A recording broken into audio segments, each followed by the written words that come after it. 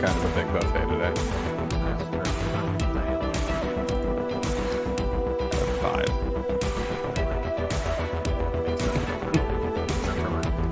Yeah.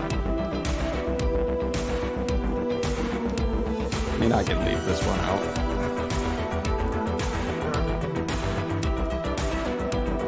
Okay. Oh god. Oh dear. What is happening? Sorry, I had to mute it. Where do you come from? Yeah. It's just like all single coils or MTL. That's my whole buffet. Hey, whatever works, man. Yeah. You know they're out there. You know they're out there. They're just all so good. They're just all so good. How's your Wednesday? You know they're out there, bad. don't you?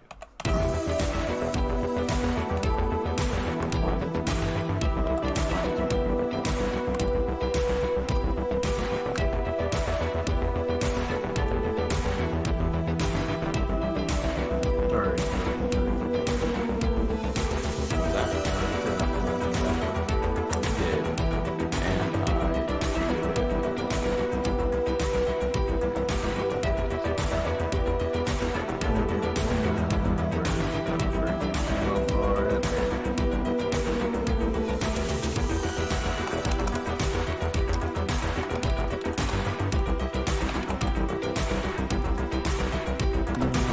I think that what Nick and Dave are doing now, I think is perfect because the schedule's right. They're doing it on our off week. Are they? I think so. That's cool. So it's like us, them, us. Yeah, Tuesday one week, Wednesday the next week. Tuesday one week, Wednesday the next week. Well, Duchess, you don't know exactly what I'm vaping. And if you're here for beer and foot porn, you are going to be, Heavily disappointed because very disappointed. only one of the two is here and it's not beer. It's not beer. Hope you like feet, but we've got hose. Came for the beer and foot porn, and I'm all out of beer. I'm really not. I had a shower beer when I got home. I had a nice resin from 6 Point Brewery.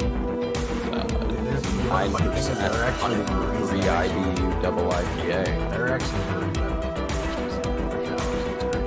I don't put it down. Oh yeah. I think it's called shower. I'm akin to every beer is a shower beer. Yeah, shower That's beers my are just- belief. Where do you come from? They just work. It has to be like crisp and refreshing. It can't be like a Oh yeah, I don't Russian take like. Imperial I guess that's Stout true. to your I don't take face. like porters into the shower. that's some ballsy shit if you do that. Just taking like a 15% and Russian Imperial Stout into the shower with you getting Halfway through the shower, you're just drunk. It's like that's easier for you to get out of the shower because you end up falling out of the shower. You know they're That's out true. there, don't you? That's true. And then you can, as you fall, you can just wrap yourself up in the shower curtain that you're taking down with you. It's like and I then got boom, you're ready to go. We highly recommend not to do this. Yeah, don't. Show some restraint at least. If you're gonna get swifty, do it outside of the shower. I had it was good. It was a 9% double IPA. It's a solid 7% or no one. I don't go anything above like 7.5 is my where it's like I can down it for Throwdown Thursday. Oh yeah. I don't really down beers anymore. It's a rare day that I like chug a beer. Well, a lot of times when I'm drinking it, it's like I had like maybe almost half to a third left, and then so like, okay, to make some people happy, I just down the rest of it and then just drink. Right. You guys ready? Been ready, bro. I was born ready. Time for intro to go now.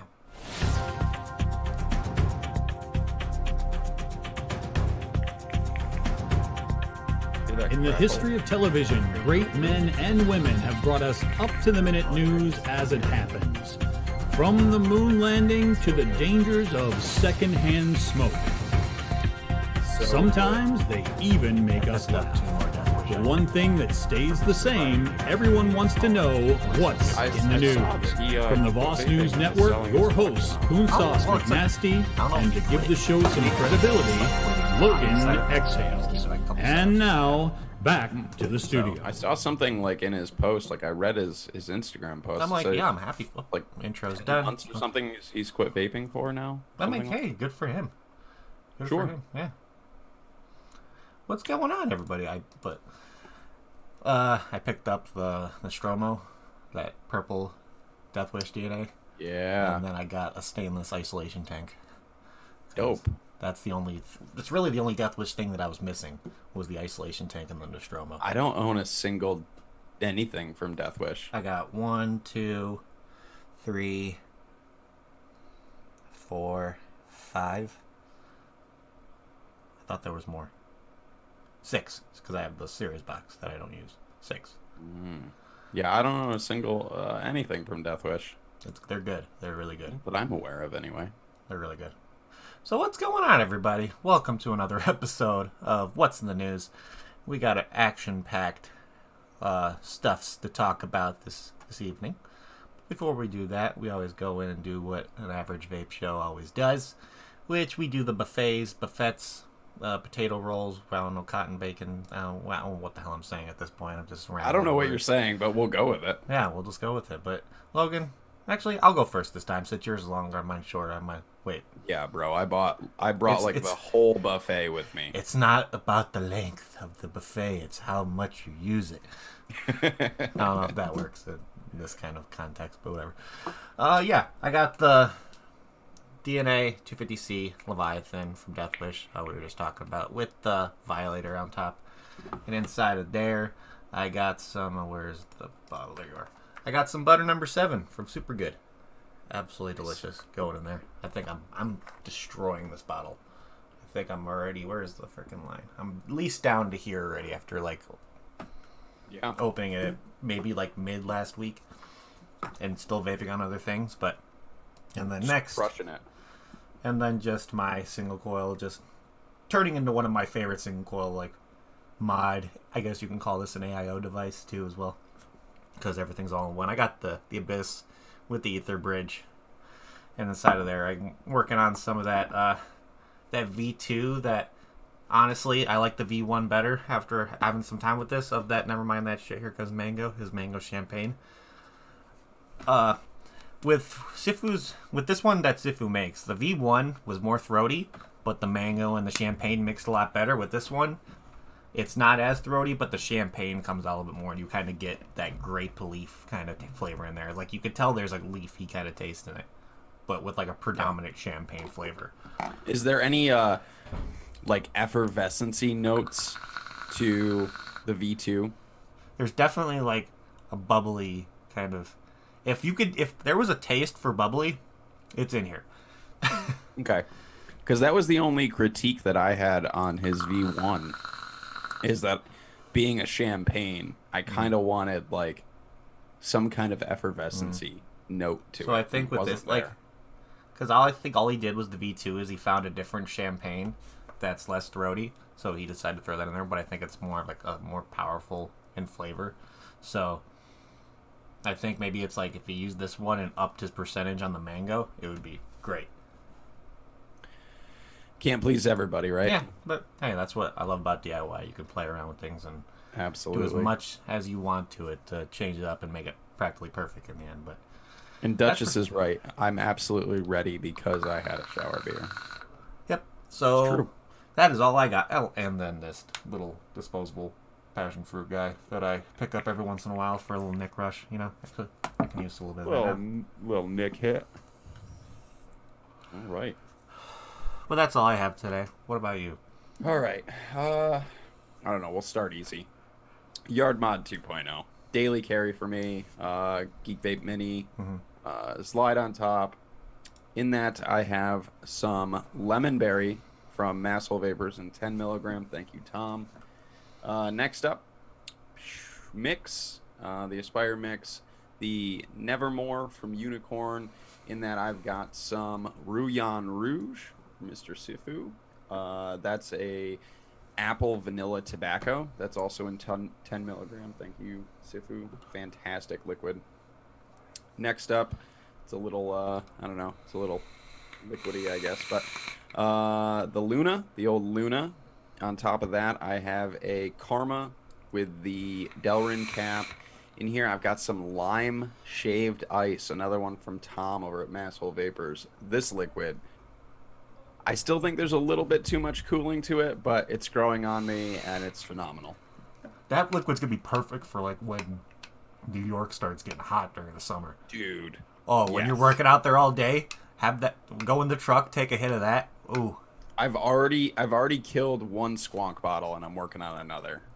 It's really good. Like, I feel I just want, like, a 0.5% less cooling in that liquid. Like, for me, a liquid that I have, like, on standby if I'm going to be outside all day and, like, it's going to be warm and I'm going to be just, like, wanting that cooling, I'll go out and get in my drawer and get a thing of Benthol out. Yeah, there you go.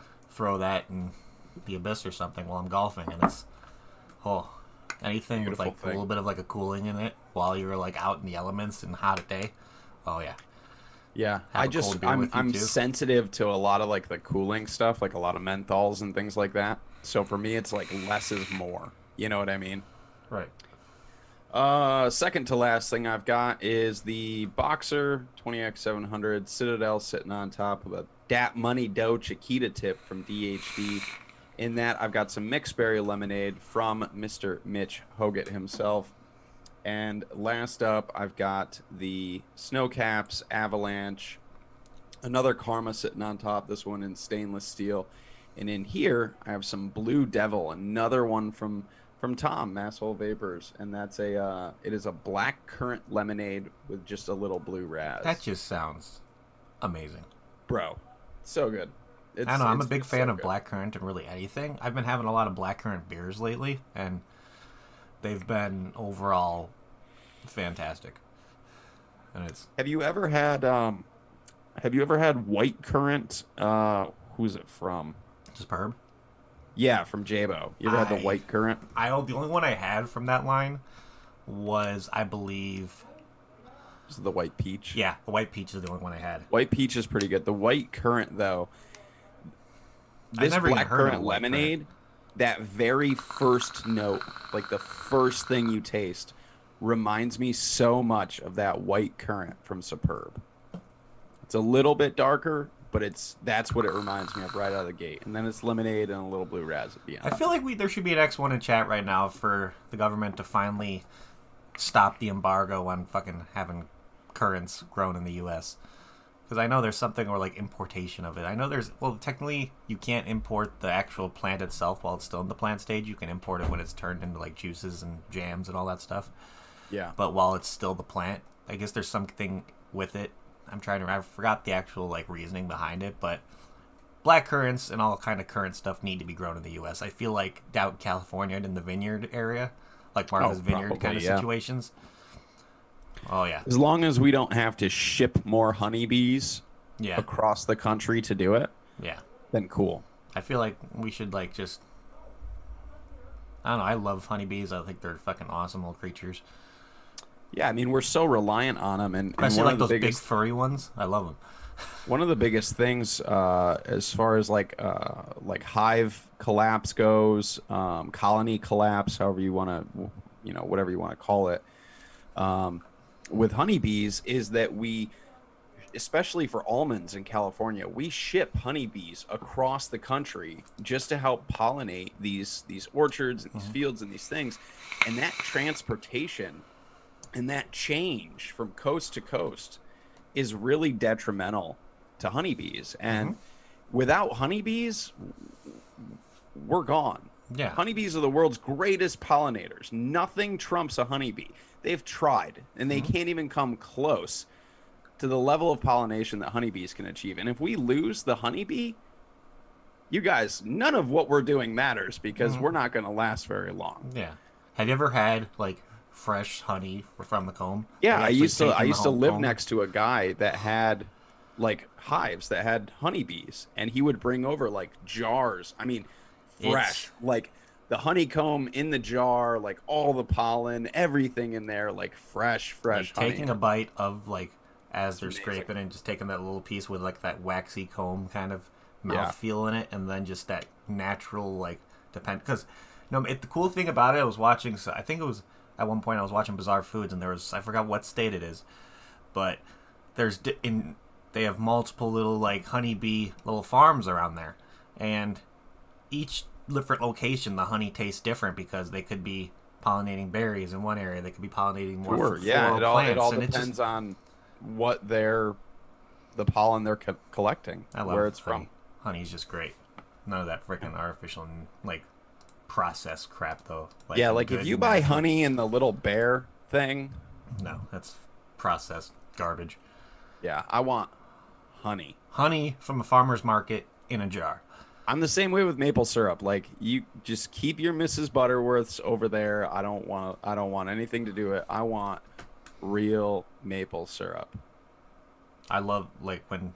Have you actually seen how like they do the tapping and all that stuff for the Yeah, trees? my It's my crazy uncle cool. is my uncle and my aunt and uncle have both done maple Because you syrup just see for miles of just 30 years or tubes so. in a forest. Yep, blue tubes and taps. Yeah, All over. awesome, absolutely awesome. It's kind of cool seeing the process of how it's made too, and then like you see in Canada where a big, like I think Pam can attest to this. There's a lot of sugar shacks out in Canada, where Sure. Yeah.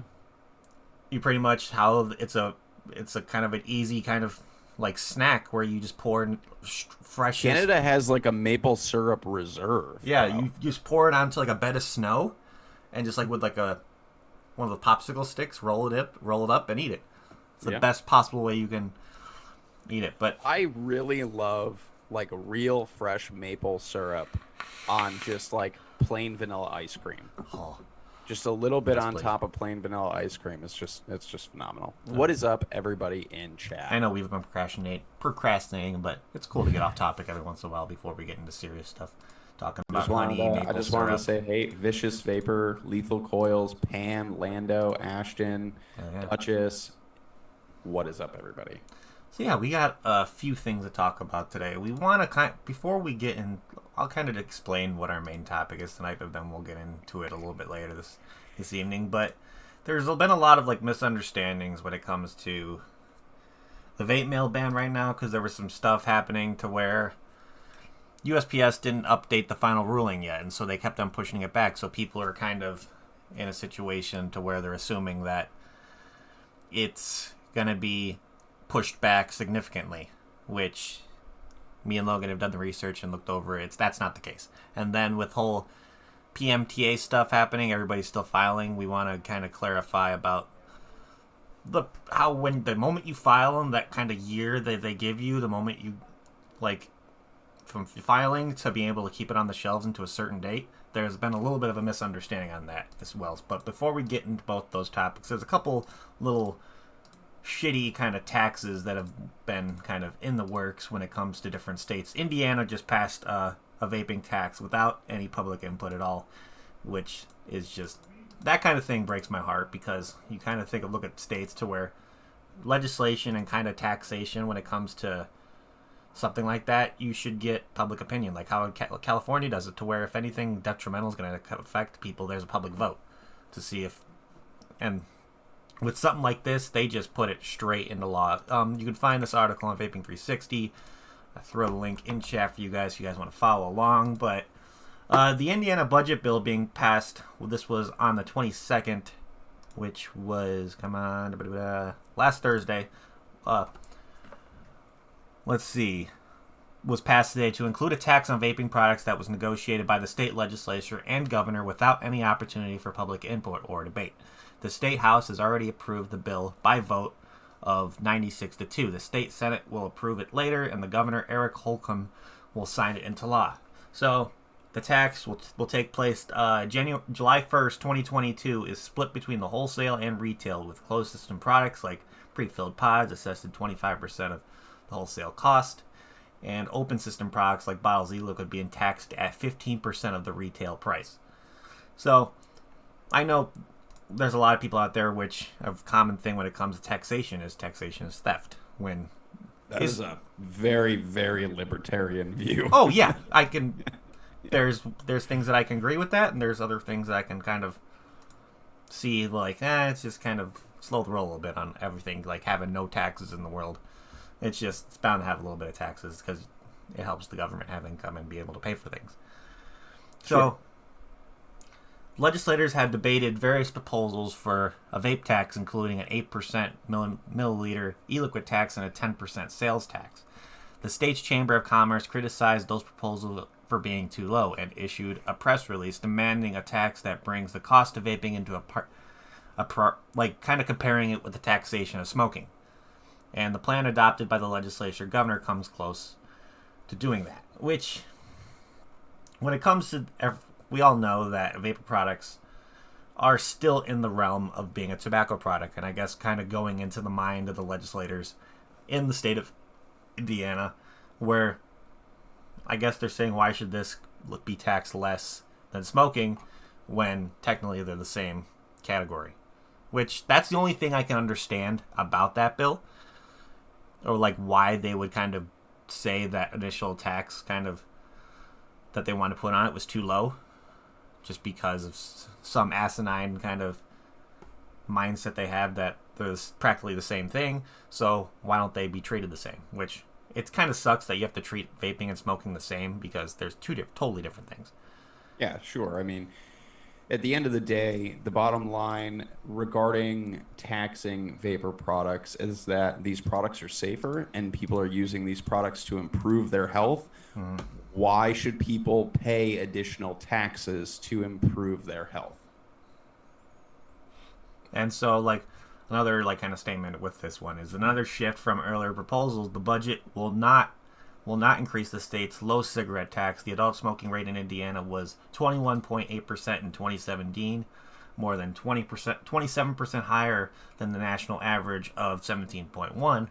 Indiana's 99.5 cents per pack cigarette tax, which hasn't increased since 2007, is the lowest in the country. So, the state of Indiana, what this saying right here, has probably some of the lowest cigarette taxes in the country, which, if you're a smoker, that's great news. But kind of that's that double-edged sword of now vapor products are going to be taxed pretty much even higher than this initial kind of cigarette tax that they've had. That's been the lowest that we've ever seen.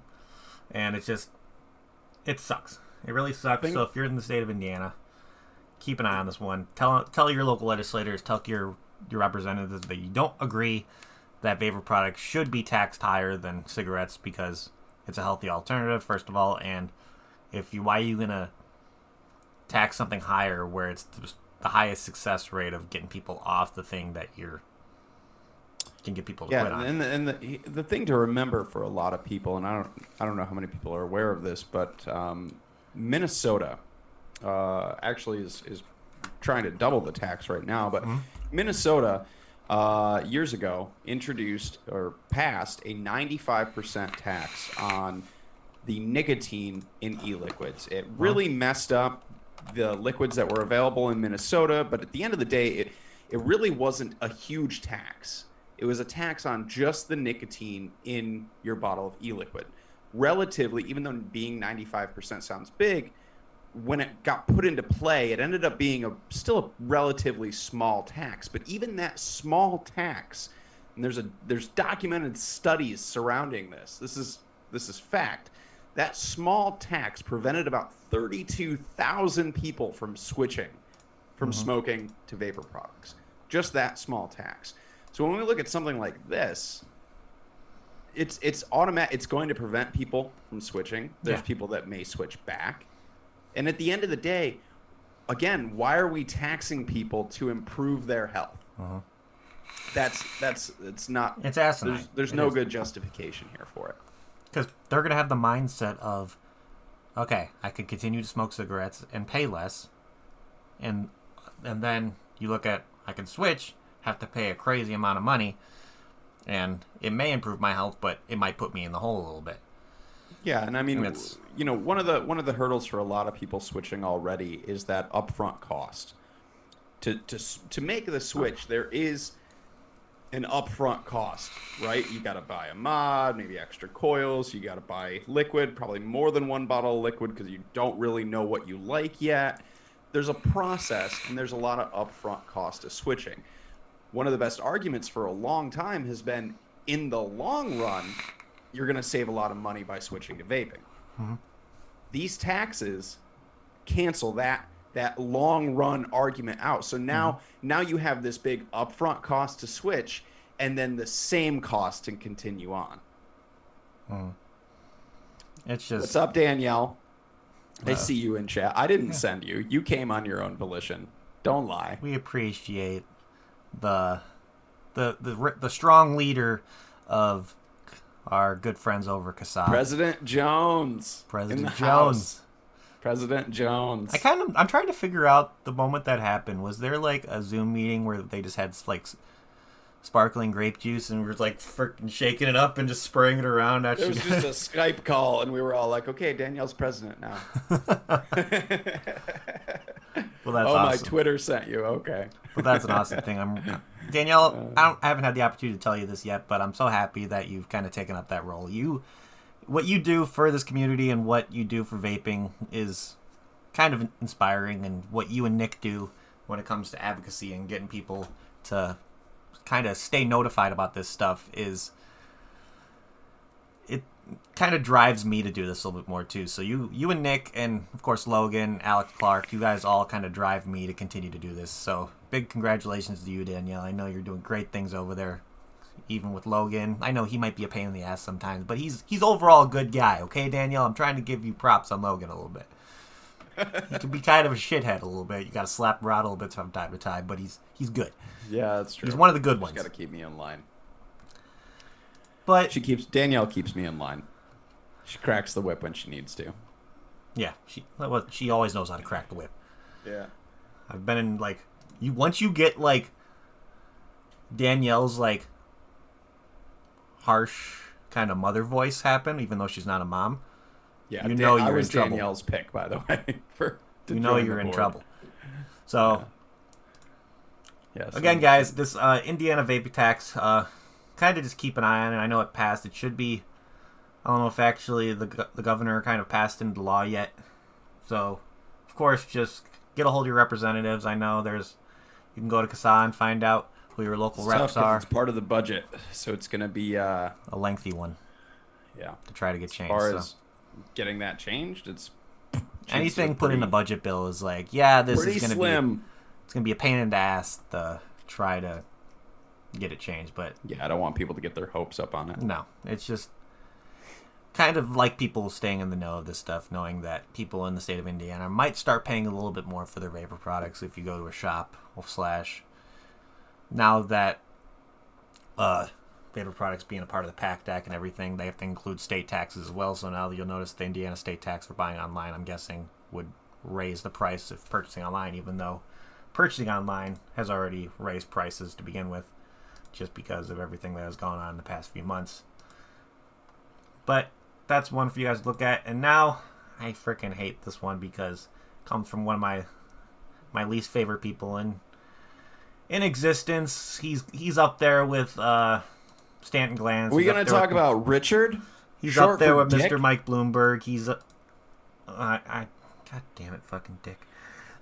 I mean, I don't think Dick Durbin is anywhere near Bloomberg as far as I just don't like him. He funding. From somebody who represents the state I live in, every time I hear him talk and kind of put things into introduce things for legislation, I just kind of want to just squeeze his head a little bit. I just want to squeeze him. Just like I want to pop his head like a pimple. Yeah. He makes all of us kind of look bad when it comes to the state of Illinois. It's like, this is the guy that we're having represent our state. Woof. Woof, indeed. So, yeah. if we weren't known about this, I'm going to throw the link down in the chat for you guys. This was posted by Mr. Jim McDonald again, the legend himself, the myth. He sometimes is a myth. If you say his name 3 times in a mirror, he might show up in a random Zoom meeting. He will, and he'll tell you to get off of his lawn. So, always big shout outs to Jim for what he does. He's a great advocate, and he's such a smart human being. It's crazy how intelligent that man is, and he's like whenever there's any like major questions about like process and legislative process or things like this, Jim's like my go-to. Like I'm just like, when it comes to like the term of the older you are, the wiser you are, he's like the first person I think of. If you have like old and wise in the dictionary or like kind of describing that, a picture of Jim should be the picture because he's that good. So Mr. Dick Durbin has introduced a bill to tax vapes like cigarettes. I think this is supposed to be a federal bill, I believe. So congressional Democrats have introduced a bill that would impose the first federal tax on vaping products and increase other tobacco taxes for the first time in a decade. A decade? Really? It's been that long? Shit. Currently, about half of the U.S. states have some kind of vaping product tax, but there is no federal tax. The bill is supported by longtime Illinois vaping foes, Senator Dick Durbin and Representative Raja Krishnamurthy. Oh, God. Raja in the house. Of course. Fucking things whenever Mr. Dick himself, Raja is not far behind when it comes to supporting because I feel like they're best friends. Yeah. And then usually right behind Raja is Meredith Berkman and the rest of PAVE. Yeah. And just trailing right behind him. And they were co-sponsored by a handful of usual Senate vaping opponents. Let's see. So the Tobacco Tax Equality Act of 2021, aka S1314, will close loopholes that the industry has exploited to target our children. Oh, Jesus. By doubling the cigarette tax, then increasing taxes on other tobacco products to bring them into tax party? How do you say that? Parity. Parity? Okay. With Tax cigarettes, parity. according to Durbin. The sponsors don't explain how equalizing taxes between deadly cigarettes and low-risk products like vaping and smokeless tobacco could possibly benefit public health. I love that sentence at all. I love it. Absolutely love it because you think about it. It doesn't benefit public health in any way. And everything I said about the last tax thing in Indiana just applies to this. Yeah, and it's just more taxes. Now this is a federal tax, so this bill from Dick has been revised a few times, and it's been around, and it's kind of gone through its paces, and it didn't go anywhere, and it didn't go anywhere. Now it's here. Now it's a federal thing. Me and Alex Clark on our last CASA show discussed this, and Alex kind of broke down some of the math from the last version of this bill. So what the math that's in this version, we're not really certain on yet. But if we go off of the last version of his bill, we'd be looking at somewhere around, I believe, I think it's like, I don't even want to say the amount per mil, but I remember Alex broke this down, and I remember a 30 mil bottle at 18 milligram would hold a federal tax on it of about $15, which is absurd. People can try to break that math down, or you can go back and listen to what Alex and how Alex broke that down. I just was like, really, $15? And people have to understand too, that's an additional $15 on top of whatever state tax, if there's a municipality tax, all of that adds on. Who benefits? So what they're saying is this bill should kind of have the same language as the Mothers and Offspring Mortality and Morbidity Awareness Act, which is the Mamas Act. Yeah, the Mamas Act. So there's Jim was saying that it looks like kind of should be within similar language of that. Of course, the bill is not able to be reviewed yet, which I'm curious when that thing's going to come out, because I want to see the actual numbers on this, and kind of because the moment that comes out, people are going to do the numbers, and it's just going to be an outrageous thing to look at. Sure.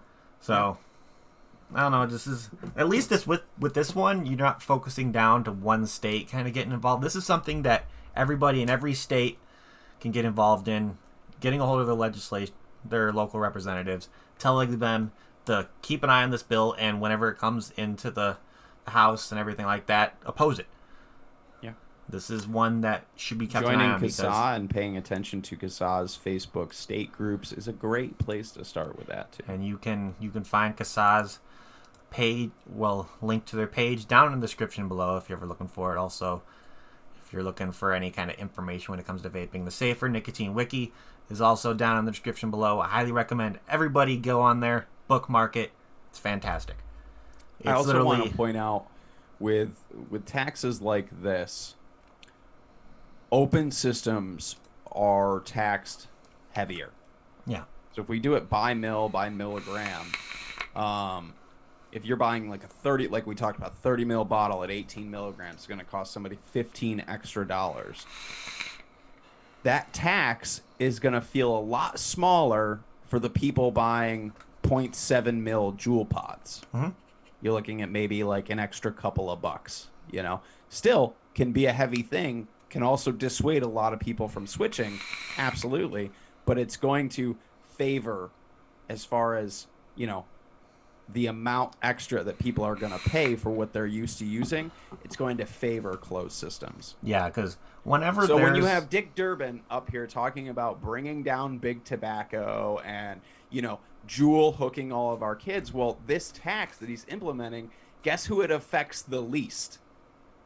The same people that he's outcrying against.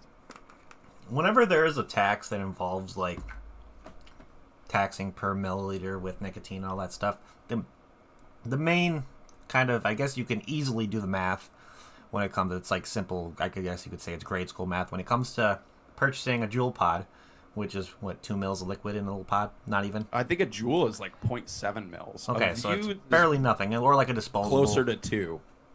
Yeah, so... I don't know what some of the other brands are.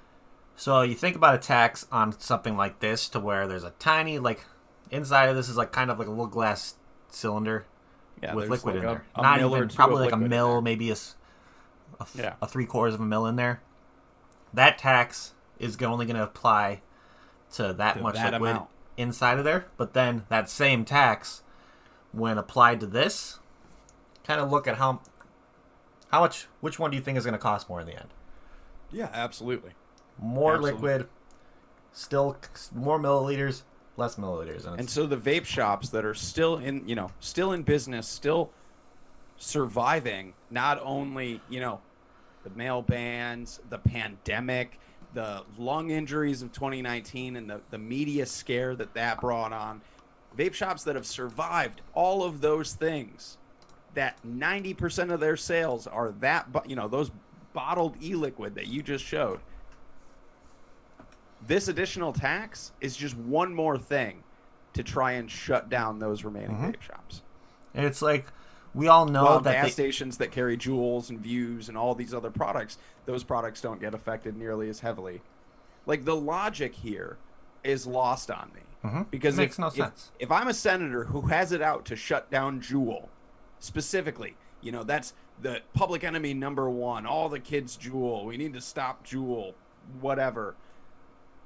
You just handed more of it to them. Like, you just handed more that you shut down everybody else and you're handing more of the industry. Like, it's just lost on me. Yeah. It doesn't make any sense. And when you think about it, you're like, okay, maybe that's not actually your intention. I don't want to get too deep down the. I don't want to take the everything's red just pill so or whatever, ass but- backwards when it comes to Yeah, what it they're just doesn't trying make to any do to what they're actually doing. Yeah.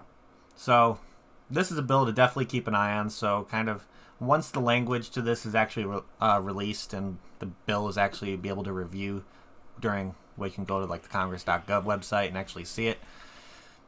We're going to, me and Logan will definitely talk about it, break it down a little bit more, kind of give you guys more information that we find out about it. But it's also keep an eye on CASA. There'll be a call to action to that one, probably as soon as that language is released to the public.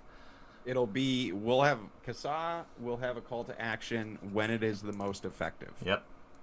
It's something that people need to realize with calls to action from CASA. People get really jumpy. Something gets introduced. You know, a bill hasn't even hit a committee yet, and people are up in arms. Where's a CASA call to action? And people need to understand that when we put out a call to action, we really get one opportunity to get the biggest engagement possible. If we put out a call to action right when a bill is introduced, it hasn't even been read, it hasn't even seen a committee yet, then we have all these people that swamp on and they do that call to action like they're asked to do because they're incredible human beings. And they do that call to action.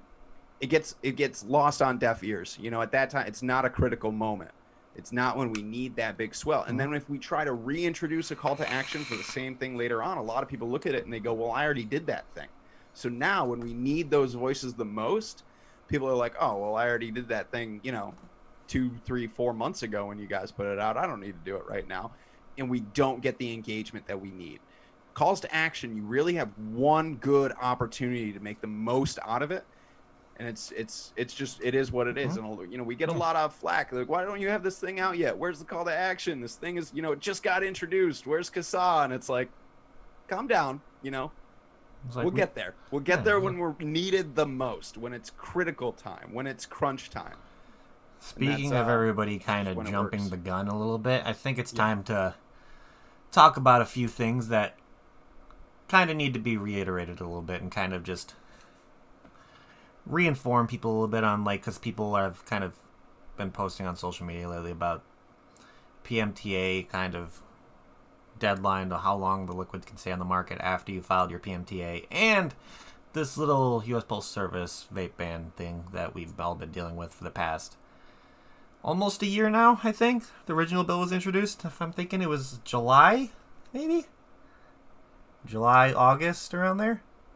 For the vape mail ban? The original one, was it? Maybe it might have been June. Oh, God. I think the original bill, prior to it being lumped into the budget, the omnibus bill, dates back to 2019, I believe. Tail end of 2019. I could be wrong on the date, but it's been around. It started as a bill, a Senate bill, and ended up getting lumped into the budget. So let's talk about this this vape mail ban thing first, because I'm going to post this link in chat for you guys right now so you can kind of see this as a little bit of a guideline, but we're really not going to go off of it. But so the vape mail ban has kind of had situations to where I believe the original date for USPS to have language out there and have their guidelines set was on Monday. The original 26th. Yeah, the 26th was the original deadline for them to have the guidance out there. But then people were kind of jumping the gun a little bit, seeing that it was the 26th and USPS had nothing out there. So people were kind of jumping the gun and saying, it's not out there on the date, that means it's null and void kind of situation, that we have a chance, which that is not the case at all. Me and Logan were talking about this yesterday when we were having our little day before show meeting, figuring out what we're going to talk about. This is a congressional kind of law. This isn't something that's just the PACT Act is a congressional law. This is a thing. This is a big thing. The only delay we're seeing this is only going to last for days, probably. It's not going to be. I don't want to peg exactly how long, but it's not going to be substantial. No. USPS is kind of waiting on some clarification around things. I think a lot of this personally has to do with the cannabis industry. So they're waiting on a lot of clarification, and they're just kind of delaying the inevitable. But that doesn't mean that, now the PACT Act is null and void. No. That just because USPS is a little bit late, that it somehow overturns a congressional act. Like, this idea that this has become null and void, or that this is some massive, extension on the ban or something like that is lunacy. Yeah. That's not what's happening. USPS is just delaying their final rule, their final wording, for clarification purposes. This is a big deal. There's not only us involved, there's other industries involved, there's other things going on. There's people who, the medical cannabis side of things is a big deal. I'm assuming that's playing a part in this. So there's a lot of things going on. And so they're just delaying for clarification before they release the final rule. So when it But comes to people, people being like, "This is null and void. Don't worry. Now the mail ban is no longer a thing," or something. No, no. it's not It's just like, a delay. when something this big happens to being it put into the omnibus bill and then it kind of going in with the PACT Act, the amount of time that it would take to get this language removed from that bill would be so extensive. We're not going to see any change when it comes to either. You probably have better luck moving a mountain. Yeah, it's just, I don't, if the, like, let's just say figuratively that a bill was put in there to remove vaping from the PACT Act. I'll imagine how long that would take for all the hearings to happen, all the freaking. It's just. I mean, this is a congressional act. When it comes to being introduced on an omnibus bill, the omnibus bill was a have to sign. So it was literally introduced, signed by everybody because that's their budget, and then put through. With something that asking to be removed from it, or actually going back to a previous budget bill, the amount of extensive time that's going to be needed to go through every single bit of it and take out specific language when, how many pages was it? Like 700 pages long, something like that. Ridiculous. It's just kind of what we're trying to say about this with the vape mail ban is kind of just pull back on the reins a little bit. Nothing's really going to be changing at all. And no, I would imagine not. I mean, again, I think 5,000, Jesus. And I don't know for sure, but I believe personally that this has more to do with cannabis and most likely specifically medicinal cannabis than it has anything to do with, oh, we need clarification for the nicotine vapor products. I highly doubt that. I highly, highly doubt that. But because that bill specifically states vapor products that can contain any substance, you and we did an entire show on this, containing any substance. We knew this was going to happen. We knew that cannabis was going to get involved in all of this once they caught wind of that wording. So my assumption here is that this has a lot to do with cannabis industry pressure and probably most likely specifically the medicinal side of things. Yeah. Because now you're talking about people. Now you're talking about patients receiving their medication, not just, I wanted to order some purple haze. We're talking about cannabis. We're talking about patients. And so that's getting lumped into here too. And those people are being affected. If we were like, oh, hey, we can't, USPS isn't going to ship your insulin anymore to you. Sorry about your diabetes. Like, that's a huge deal. And we should treat this the same way, obviously. So, again, that's my thoughts. I don't personally know. We're just we have very few articles to go off of regarding this delay or what it means. But those are my personal. That's my people kind of. I enjoy that kind of people are kind of looking on the brighter side of things about it. But kind of, I don't want people to kind of set themselves up just to be like, have that bright moment of, oh, it got delayed, to then. Yeah, it's a false sense of hope. Yeah, that's pretty much what it is, and it's hope is always something to kind of look forward to when it comes to this industry because the vaping industry has persevered so many times when it comes to legislation that has gone our way, and sure, we almost weren't here at all. Yeah, I mean there was a full-on. We thought 2016 was end all. Oh yeah, and we're 5 years in the future, and it's vaping's still going, kind of still strong, and it's. Just as long as people still have that hope, but just don't kind of give in to false hope where it really isn't any at the moment. Yeah, and I just ask that people don't go around and spreading this kind of on their social medias and on Facebook and things and talk about how this delay is some kind of big extension and all of this and that. And, the biggest thing too is when people catch wind of that, right? A lot of people are on budgets. They're on tight budgets when it comes to their supplies, their vape gear, their liquids, things like that. And now if you have somebody who goes, oh, there's an extension, I have time, I'm going to wait another 2 weeks so I can put in a big order then, and then, because it could be any day that USPS releases this final rule, say tomorrow, now that happens, and then they go, oh, wait a minute, I can't order? I should have ordered. You know, you're really messing up people's the way that they're trying to order their products and go about things. So please don't go around saying that there's some big extension to this. There's not. It's going to happen any day. Yeah, it's a waiting game practically. That's all it is. Yeah. So just keep that in mind, people. I know the government and kind of all these spread misinformation. We shouldn't kind of be given into the same thing and spreading misinformation about our own industry regarding this. So just make sure you're staying on top of what actually is going on and kind of passing forward the correct and accurate information is what we're trying to say about this. Just don't jump the gun. It would just be better for people to say, we don't know. Yeah, we don't have the answers for when this is going to come. That's so much better than handing out this information saying that there's some extension or that it's null and void. I've seen posts on Facebook saying that this was null and void, and no, absolutely not.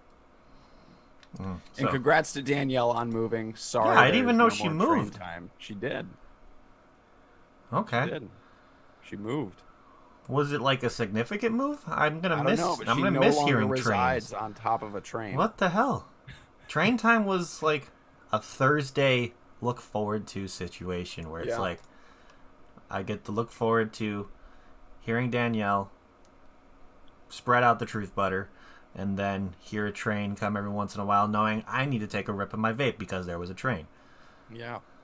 I mean, okay, so 2 miles away. You know what we could do, Corey, is we could get train sounds. And we could celebrate train time here. And train time is like shed time. It's wherever you decide it to be. We could carry the tradition on and have train time here. We'd get train sounds. Right. That's just like, I feel like I need to get a soundboard just for train sounds. Yes. It's like, or like have whenever Danielle shows up in chat, a train sound happens, and be like, okay, stop. We have to stop what we're talking about really quick, and we got to take a vape. Choo-choo. But that's really cool, Danielle. I'm happy for you. All right. So moving on to kind of our main topic of conversation this evening. There's been a lot of kind of other confusions about where you file for a PMTA, and let's just say you filed later than usual, to where, let's say there was that cutoff date to where filing a PMTA, and the rest of that, if you got to that certain point in the process, you have, I think it was up till September 8th or something like that. So PMTAs were due September 9th, 2020.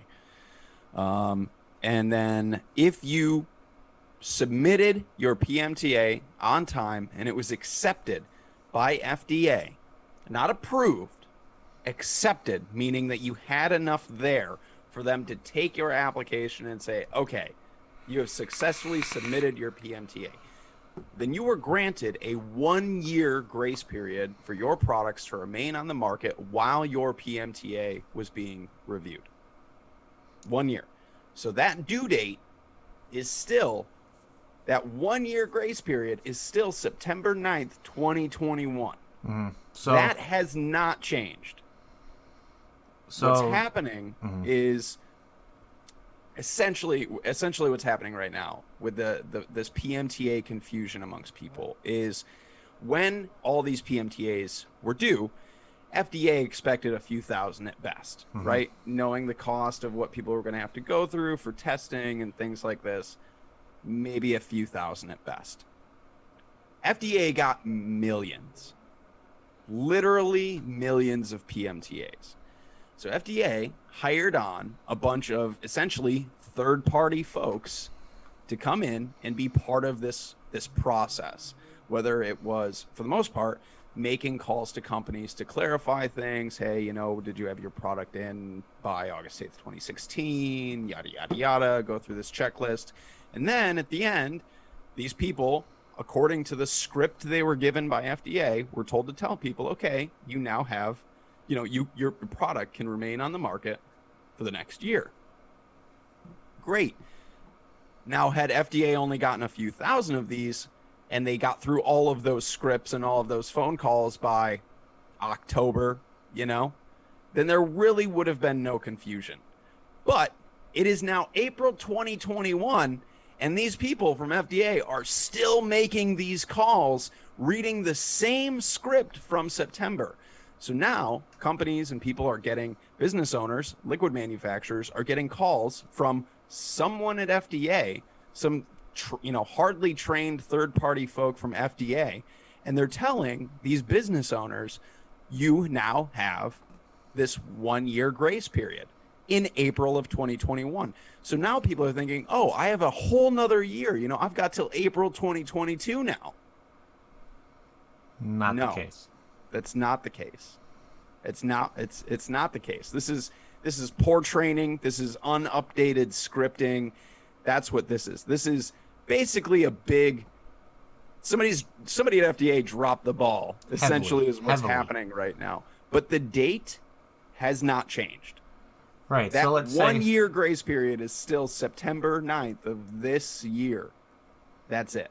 So let's say you have a situation to where you probably didn't have the funds to submit your PMTA by the date that was. Well, then you're not on the market. Yeah, technically you're not on the market, but if you decided to file later when you had the funds to do so, you thinking that you had the year from the date yours got to the accepted stage?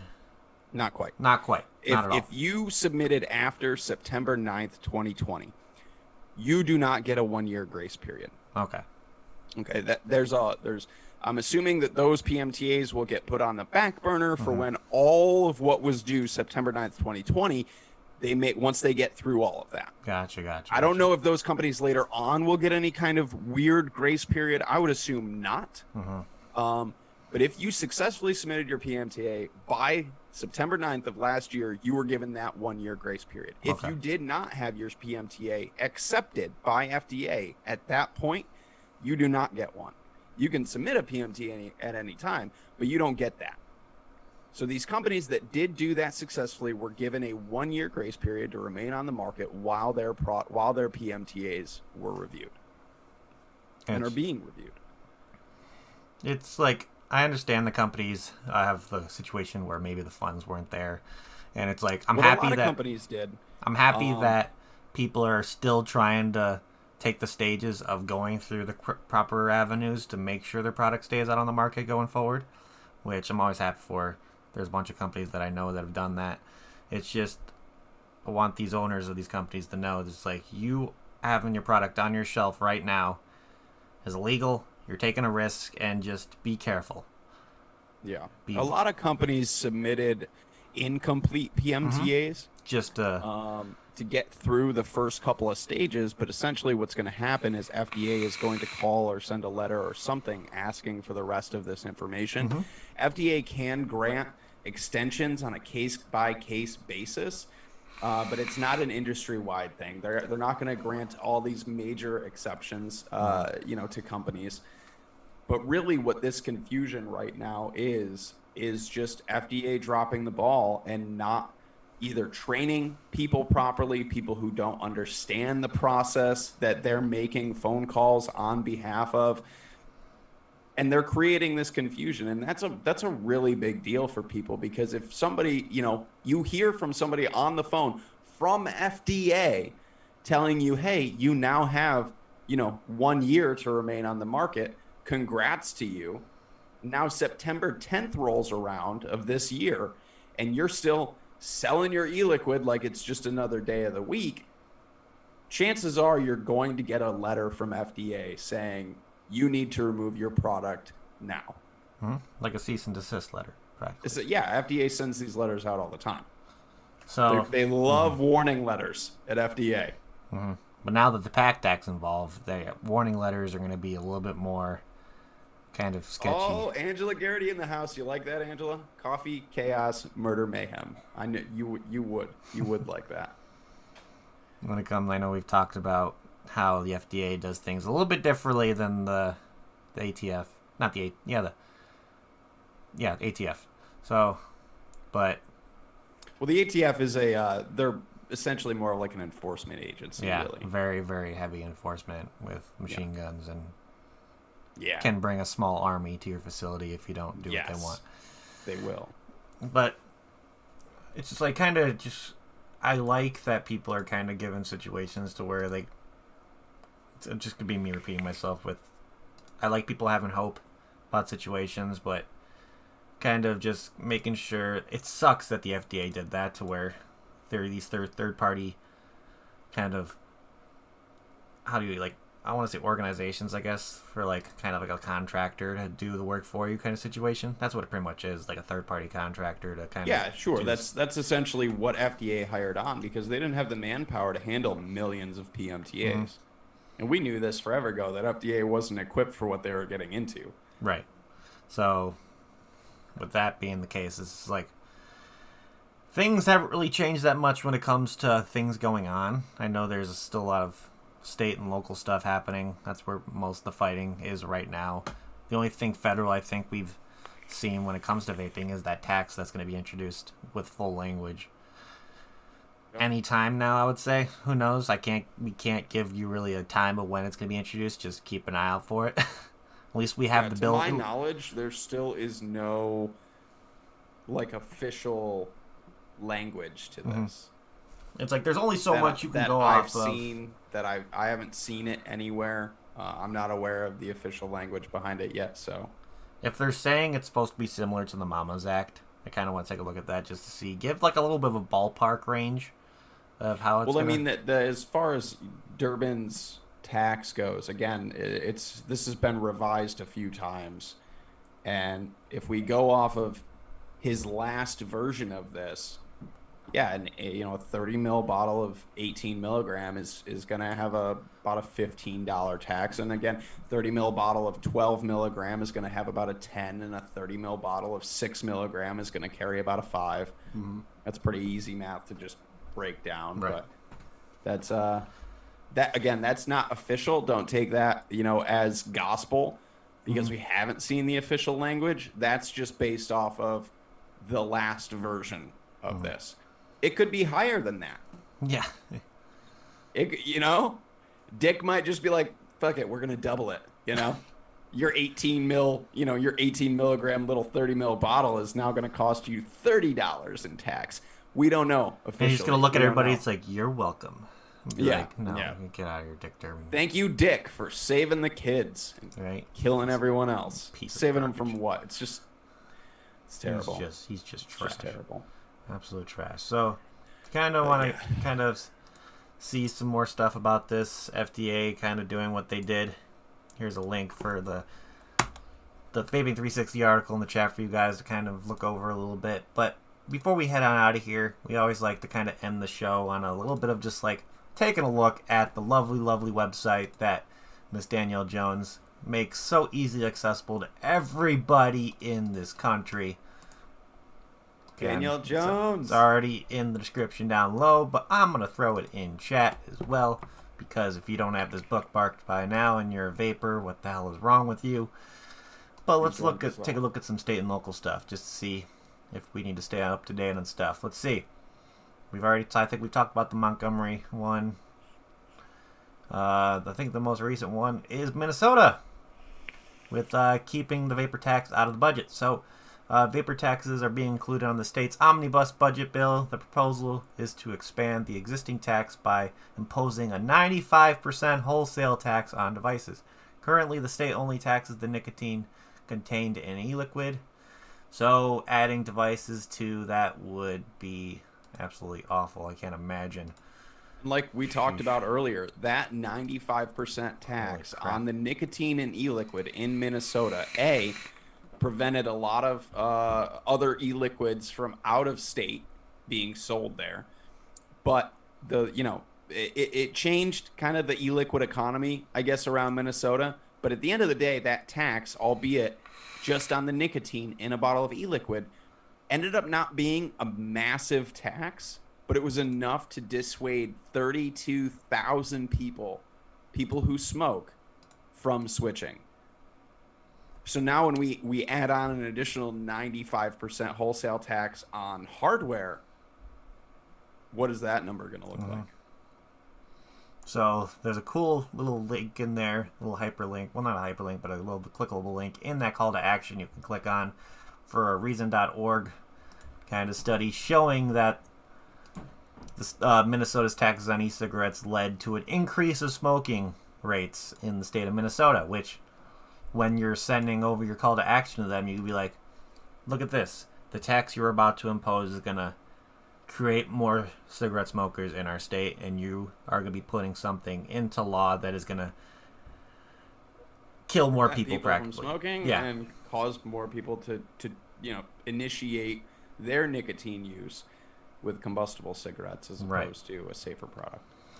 So, if you're in the state of Minnesota, make sure you are doing this call to action. This is definitely pretty much a must-do when it comes to seeing that high of a wholesale tax added on. That's just outrageous. 95% wholesale tax. Jesus. And who pays, at the end of the day, who pays that tax? Right. Consumers do. Yep. All those taxes trickle down. They all trickle down to the consumer. It's insane, so. Yep. Yep. Let's see if that one, I'm not sure. Let's see if there's an update on the one where, where is the one where, there was the one we were trying to keep. I believe it was at Missouri, where they're trying to keep that language in to make it to where the state legislation has to create the stuff and not the local kind of legislations, the small little local ones. I think, was that Missouri? I think where it's, Danielle might be able to clarify. Preemption? Are we talking about preemption? Yeah, the ones where we want to support the bill of HB 517. Let's see if there's any updates on this guy. So, following a positive vote in the committee, HB 517 needs to move to a vote by the full House. So, looks like this bill is now in the House stages. So, there's... Yeah, this would prevent local governments within the state from banning vapor products and things like that. This would leave it to the state government to make these decisions because the state has more resources, has better access to things, as opposed to, 4 people and some staff at your local city town hall who are not equipped to handle major public health decisions like this. So this is a bill we want to support because the more resources that a body of government has to make big, major public health decisions, the better. And we would much rather this be left up to the state than opposed to a patchwork of local governments kind of making their own decisions, which comes with a whole other slew of problems. I feel like it should be like federally law to where it's the responsibility of the state government and not the local governments to regulate public health. I mean, there are a lot of things where local communities, like local governments know their communities. They know what's going on. They're actively involved. And there's a lot of things that local governments are really well equipped to do because, again, it's their communities. But when we're talking about something like tobacco policy and drug policy in general, these are things that need to be left to bigger bodies of government to make these decisions.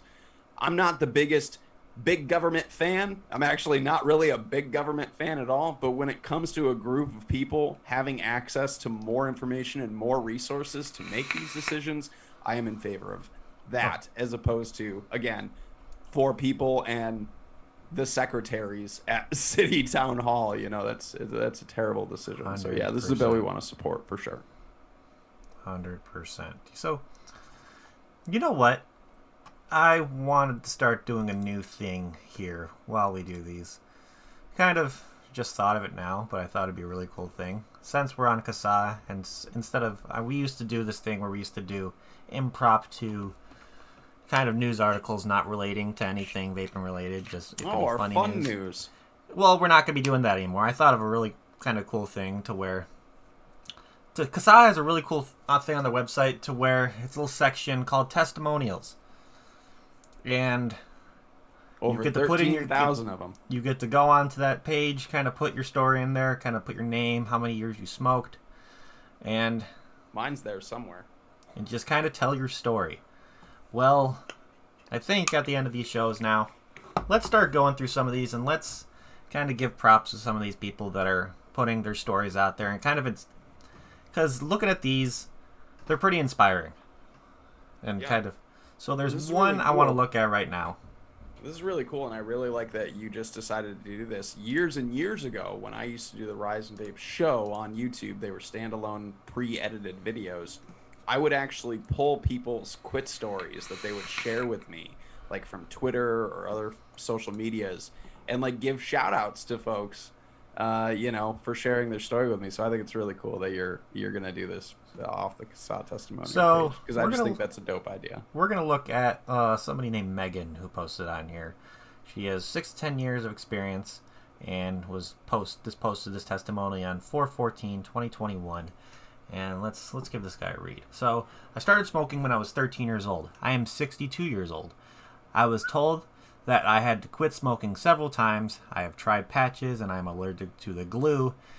And my doctor said that I couldn't use it. I have epilepsy and I can't take Chantix because it causes seizures. So my doctors won't let me use it. I have tried cold turkey and the longest I have ever went was about a year and a half. The gum didn't help me at all and the taste is disgusting, and I would get bronchitis and or walking pneumonia several times a year. I hated the smell of smoke in my house, my car, my clothes, and my hair all the time. I was diagnosed with COPD and my doctor said I had to quit smoking. No matter how I tried to quit, I never succeeded. I started vaping 8 years ago and I haven't gotten sick, and my doctor said that my lungs are cleared. I no longer have shortness of breath, walking, or exercising. I started at 12 milligram of nicotine and am currently at 3 milligram. I love pina colada as my favorite flavor. I hope that vaping can help smokers to quit when nothing else works for them. I don't want to go back to smoking cigarettes again. Vaping has saved my life and can help so many others to stop smoking and or the loss of their life. Thank you. Awesome. Rock on, Megan. Awesome. Yes. Awesome. Yes. Absolutely fantastic. That's heartwarming to read. Stuff like that's heartwarming. I feel like when we're doing a news show like this and talking about bullshit regulation and just things that just piss us off, kind of ending on a light note that kind of just warms your heart and makes you feel good for Yes. other people's testimonials like that. I'm part of it. That's like my own kind of decompression kind of situation, because seeing stories like that gives me more of a reason to keep doing this more than anything, really. To get people Yes, like Megan out absolutely. there who are 62 years old, smoke since they were 13, to get them to have this product available to people that are in the same situation as her, and have this product to be easily accessible and able to get their hands on it no matter what, and making sure the public is notified about stuff going on about vaping in general, just so we can all kind of do our due diligence and make sure people like Megan can still Yeah, continue absolutely. Let's make sure Absolutely. Megan can still get her pina colada flavors. That's going to be a goal of mine. I want Megan to still get that same liquid. Hell, I want to know the brand of it so I can give it a try if I could, if it's still around. Yeah. I would love to see what a nice pina If colada it's, vape like that. I hope it's as good as the Plume Room's pina colada, because that's my favorite pina colada. Because if that's Just her a favorite shout out to flavor, them it real has to quick. be good. Yeah. If she's 62 years old and is well experienced with flavors coming with age and experience like that, yeah, I would love to actually see the manufacturer of that flavor. Yeah. So big shout outs to you, Megan. I don't know if you ever watched this, but I want to take a question from chat really Sure. quick, 'cause I think this is a really good question. King Tot in chat said, "Can one be part of the vaping community and enjoy a stogie every now and again? Is that being hypocritical?" I don't think so. No. If you're this is such an amazing community. Mm-hmm. The vaping community is amazing and extremely supportive. I'm sure being in the vaping community, you're going to hear people encouraging you to quit completely. But if the vast majority of your time you're vaping and every now and again you have a cigar, I'll let people know every now and again I enjoy a cigar. Probably once, maybe twice a year. I think have a the cigar, last cigar I but I had still was- enjoy cigars every now and again, particularly for big occasions. If I'm at a wedding, most weddings, the groomsmen and the guys and everybody, they all have cigars, things like that. I love cigars. I don't smoke them regularly, but I still partake from time to time. You know what I used to do every so often? I used to like having a cigar while I'm golfing. Because you have Sure. those little clips with you put the cigar, you put it on the top of your cart, and Yeah, It's absolutely. just- What matters is frequency, King Tot. If you're smoking a pack a day, that's high frequency of smoking, and that's there's a real risk there that you're taking with your health. If you are 99% of the time vaping and every now and again enjoying a cigarette, A, your risk is still very minimal, and B, it's your body. It's your choice what you choose to put in your body. The thing, King Tot, is that I would like you to just be informed and well knowledgeable about what you're consuming, and that you have the rights, continue to have the rights, to choose what you put into your body. King Tot's old school. I've known him. Right, he was an OG stooge back when the Vape Stew first started. One of the OGs of the Vape Stew community. He's a legend in our kind of knit group of friends that have been there since the beginning. The legend of King Tot. Yeah, he's been around for a while. He's always been a good dude. So it's good to see you every once in a while. Good to see you're still doing good. But yeah, just how from being in the stooge community for so long, Tot, you know how supportive we are. We know that we're not going to judge you when it comes to having one stogie here and there. It's not going to burn any hair off our back on it. It's not going to... It happens. I wouldn't enjoy a cigar every once in a while. It's just... It's your choice. I just want people to be informed. Again, people ask me, like, if I want to tear down tobacco companies and get rid of cigarettes and all this. No, I'm not a prohibitionist. I believe that people have the right to choose what they put into their body. I'm also very much against illicit markets. I would much rather see a legal cigarette market than an illicit cigarette market. I want people to, first and foremost, be informed. I would like people to be able to make educated decisions about what they put into their body. B, have the right to do that, put what they choose into their body. And C, have the availability of reduced harm products also available to them so they can make an informed decision. Like Logan said, it's like, who are we to judge what you put in your body? It's your choice. It's yours. Right. I just want you to have information available and accurate, and the options available to you to choose something safer if you do. Yeah. That's it. If you want to smoke, smoke. If you want to drink, drink.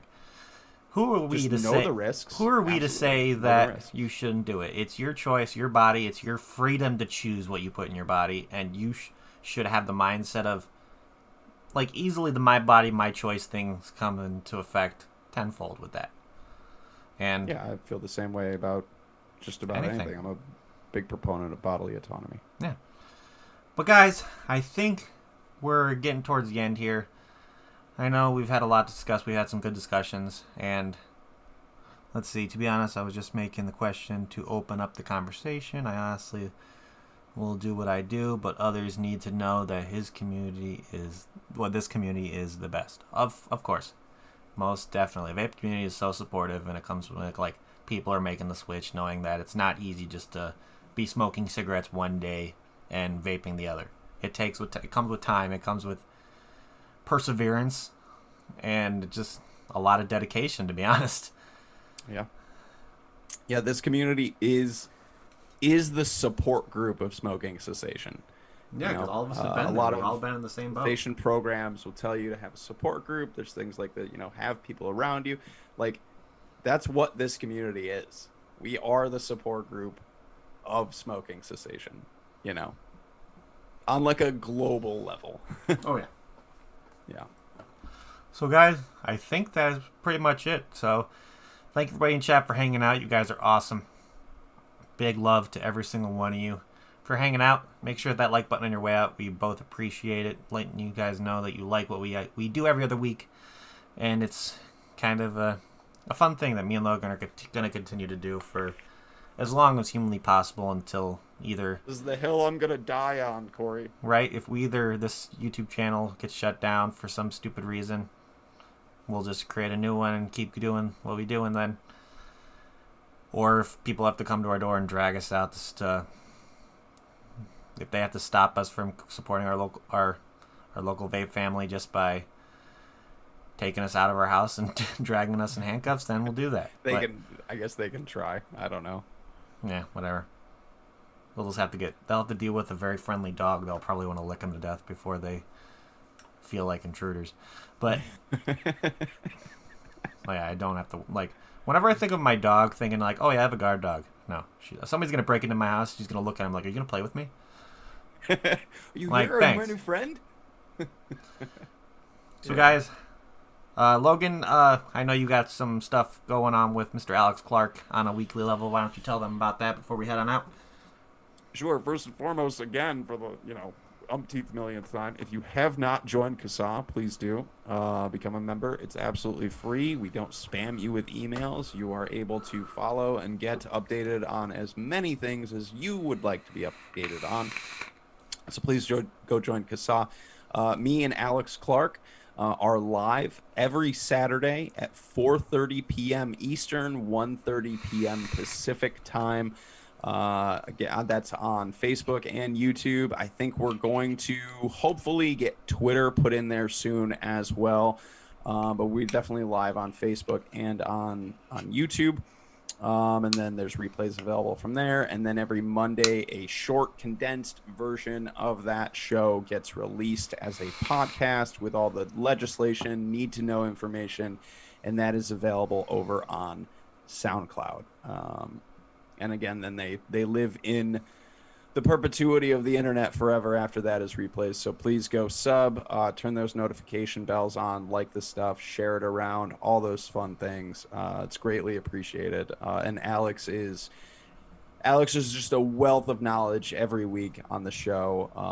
And I there's no way that I could do that without him, So yeah, go follow, go subscribe, 100%. Go do all those things and tune in every Saturday.